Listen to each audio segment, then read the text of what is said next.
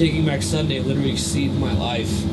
Not the way kids would go, oh, Taking Back Sunday, your song saved my life. I showed up for that tour with 87 cents in my bank account. I've got here on my phone the first ever of our covers featuring Underoath.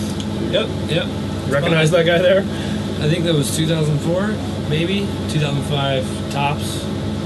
And I remember I actually have my dad printed it out on, I don't know what you call it, like thick foamy. Yeah, well, it's like the it's not poster board. It's the stuff. It's kind of like poster board. Yeah. You used to be able to do it at like Kinko's. Yeah. Like, so foam core. The Christmas after that came out, he made me one like super big. That still have on my wall.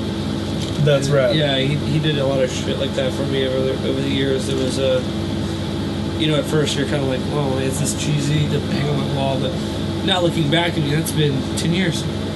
That's incredible. And I have it sitting in the same room that I write music for Sleepwave. And that would have been sort of like you guys were kind of breaking through with Chasing Safety around there, yeah? Mm-hmm. It was when things had started to pick up. Probably halfway through that record cycle. So we were probably approaching 2005. So we are 10 years on, and you're on the cover of our magazine again. Yeah. Which is not a common thing, which really. Which is crazy, being that my record's not even out yet. Yeah. The guy that's on the cover right now, what would he say to the guy that was on this cover if you had a chance to go talk to him at that cover shoot, Back to the Future style? I would say keep your head up. Hang in there. Like, I learned from my mistakes, which we made a lot of them. I made a lot of them. The band especially made a lot of them as a whole, especially including myself. I was definitely a part of most of those mistakes. But I took them and learned from them and like used it to benefit my life, as opposed to being bitter, like, oh, those people don't know what they're talking about. This is great. This is better than the one before. No, sometimes it's not. Sometimes it's not great. Sometimes you have no idea what you're doing. And as opposed to taking that and being mad at the world and no one gets my art, no one gets me, I'm so weird, and they're stupid, whatever. It's like, no, it's like maybe you just missed the mark somewhere, and you need to try again. Don't give up. Don't go home. Try again. Yeah, and that brings us exactly to where we are right now. We're at the Palladium in Hollywood, and actually the last time I saw you here, you were headlining the Cool Tour. And Underoath headlining this room. And now I'm seeing you tonight, and you're, opening. You're opening, yeah. From the top to the bottom. No, but it's, obviously that's what you're doing. You're not. Yeah, no, I mean, it's awesome. I've been friends with Taking Back Sunday for a really long time. Before I was even in Underoath, I've known Adam. We're both from North Carolina. We go back really far. And Underoath did, maybe 7 tours together with TBS. And then on their last tour they did, I came out and sang for 2 weeks because Adam went home to have his baby came a little early. Oh, that's right. And he calls me. He's like, "You're the only one that can do this." And I go, "Okay, I'm very flattered, but what do you mean?" He's like, "Here's 18 songs. Learn as many as you can in 36 hours." And I remember looking at my girlfriend. I'm like, "You think I can do it?" She's like, "Yeah, you can do it." I'm like, "All right, well then I'm gonna do it." And I didn't sleep. You weren't trying to find the Axl Rose teleprompter. No. Well, that's rough. It's rough to remember 18 of your own songs. We did. Well, I started with 13, and each night I learned a new one until we were up to full time. But I don't know. It was a challenge that I accepted and loved, and now they're returning the favor. My record's not out, but they're like, "Dude, we want you to be here." One of the things that I always appreciated about Underoath through your career, and that I find really kind of compelling to think about right now, given how many bands cite the band as an influence, there's a lot of careerism nowadays. There's a lot of sort of shameless, self-promotion and whatever it takes. We want to be famous, and we want to be on the radio, we want to whatever. And one of the really commendable things about Underoath, like it or leave it, when you guys were having that Chasing Safety moment, and you could have gone in a much more melodic direction, you could have, gone for the brass ring of MTV success. you went the other way. Like, you guys followed your muse as far as art, you know, and it got the music got more dense and complex and confrontational almost to the audience. Yeah, I mean, I think we were going through identity crisis. We were pretty young, you know, like, I was like 19 when I joined the band. Yeah. You know, in 2003 or whatever. And we wrote a record and fought through the whole thing and was really uncomfortable. And by the time it was done, there was a lot of stuff that we never still, to this day, never played. And then when the Find the Great Line was happening, it was like, you know, I'd already been there for 2 years. And we knew what we didn't want after having a little bit of success, and we just went with it. You know, and to this day, I still think that's my favorite record we ever played. It's got to be so freeing right now to build something from the ground up. Yeah. First record, founding member, like, and really just Sleepwave have an opportunity to define it how you want to. Yeah, Sleepwave was 2 people. It's me and my best friend, and I started writing it when I was still in Underoath, because out of the 100 bands I've been in, this happened to be the one that was a metal band stuck. Right. And you don't turn your back on it, you go with it. But, you know, like the bands I was citing earlier, like, I grew up playing, I had to learn Led Zeppelin and Beatles and songs before I could, you know, learn other people's songs when I was taking guitar and bass lessons when I was a kid. And, you know, there was just other sides of me that were missing, and I was like, I need to, just for fun. Just like right now, I have Sleepwave, it's about to come out, but you can scroll through my phone, and there's probably over 100 songs on piano. It's just me and piano, just singing, just because I just what I do. I write songs. Yeah. And you know, as opposed to plotting and scheming master plans. Yeah. How you could, what your next marketing thing is going to be. As opposed to working out like everyone else and getting handsome, I'm stuck in a room sitting on my ass playing guitar or piano. I don't know. I just. This, like, I started putting this together, and the kid that was recording all my ideas started just, you know, what if you did this, or what if you did that? And then I got an idea for a bridge, and then we were just like, why don't we just do it together? We never even talked about it. It just, like, happened. Yeah. And it's been me and him ever since, and we've had different drummers come in, go, play. But normally I'll program drums, and we'll get the melody and the guitar and the keyboard and the electronics down, and I'll put a basic drum beat to it, fake, and then I'll call a friend and be like, hey man, you want to come in here and track some of this? Like, we'll just track it at home. And that's how we write it, you know? And then that's awesome.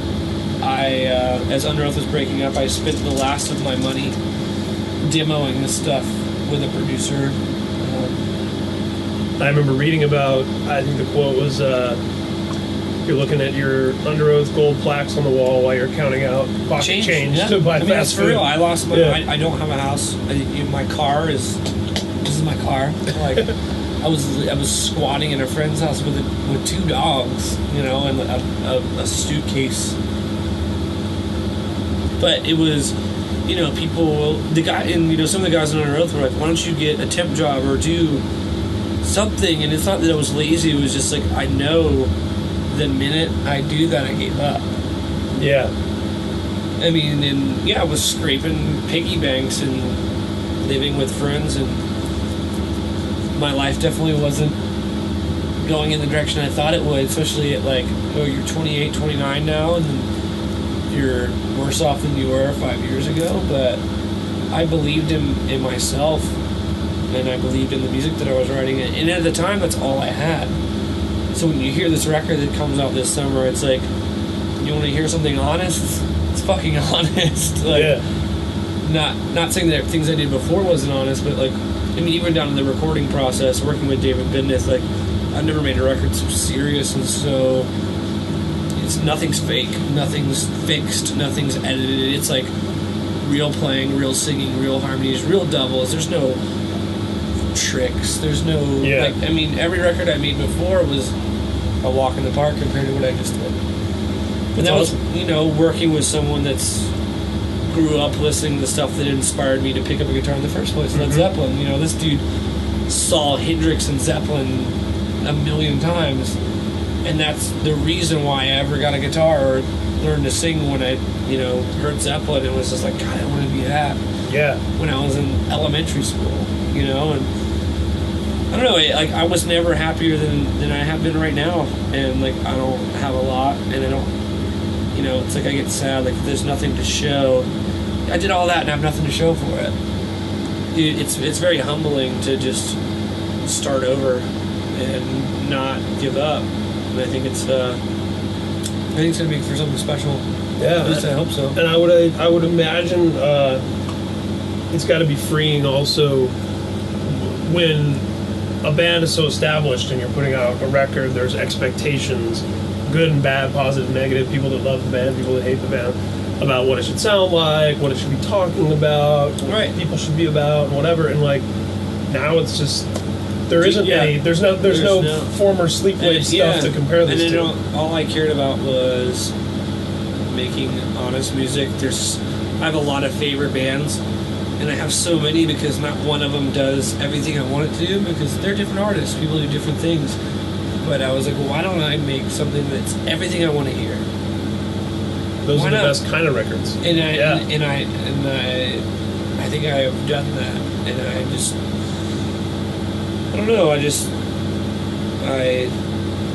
lost it all during the process and never once felt like maybe I shouldn't be doing this. I knew the whole time this is what I'm supposed to be doing. And I just felt, it's like, this is what I do. Like, why would I do something else? This is what I love. This is the reason why I've made it this long in my life is because I've always had music to...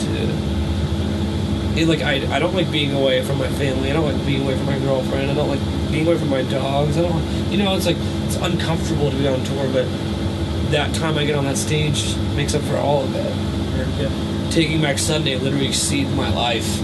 Not the way kids would go, Taking Back Sunday, your song saved my life. No offense, Adam or anyone.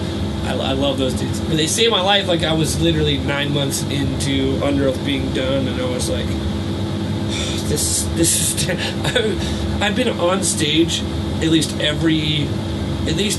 once a month since I was in middle school, right? I'm no joke, since middle school, and this is 9 months straight without being on a stage. That's a long time. And then I'm just like pacing my apartment, and I get a call on them, and they want me to come sing for them on tour.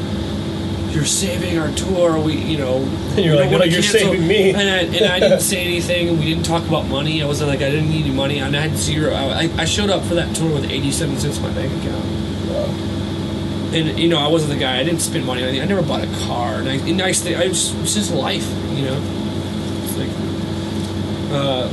and like literally, I just showed up, and I was just like, I don't care. Like, I get to be on stage. Where's the line between? As it relates to Sleepwave, a solo project, a duo, a band. You think about Nine Inch Nails. Yeah, it's a band, but it's Trent. It's think about Actual Confessional. Yeah, it's me and Steven. He's my partner. He's my life partner. No, I'm just kidding. Jay and Silent Bob. He's like, he's my right hand man. He knows to let me do, I write a lot, and I do all the vocals and lyrics, and he knows when to step in and when not to, and, he's a great player. He's a better player than I am. He can play circles around me, but, he respects my vision and what I'm doing, and it wouldn't be the same without him. I wouldn't, we just have something special. Me and Timmy have that. Yeah. Me and Timmy had this, me and Timmy,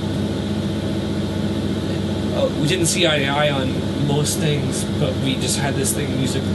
And me and Tyson had that thing, me and Timmy had that thing, and me and Steven have that thing. It's an unspoken, beautiful thing that, you're just going, and there's just someone there to, like, he just helps steer you, and then adds riffs and adds ideas, and makes things, I didn't even think about it that way. Yeah. It's a beautiful thing, and the difference between Steven and everyone else is we see eye to eye on just about everything else. That is what Sleepwave is. you know, whether someone's doing less or more, it doesn't matter. Like without the both of us in the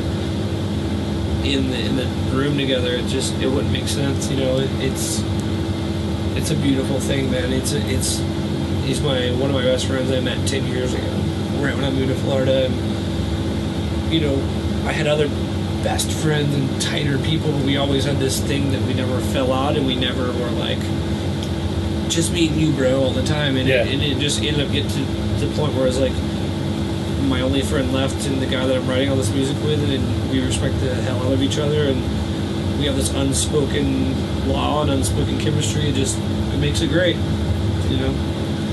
10 years from now, when we put you on the cover again, why will we be putting you on the cover? What's gonna be the thing in 10 years to put you on the cover about? I'll be 40 and I'll still be playing rock. I can't go all pop.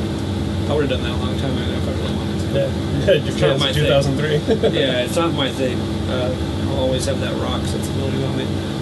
Sometimes those perfect players and musicians and singers, they don't connect. It's the emotion that you put out. It's the soul you lay out on the table for everyone else to scrutinize and pick apart that connects with people. Sometimes those are people that suck live, you know, but they're putting it out there and they believe it. So I think that's the difference between a great singer and someone that actually sticks around for a long time. Could not agree more.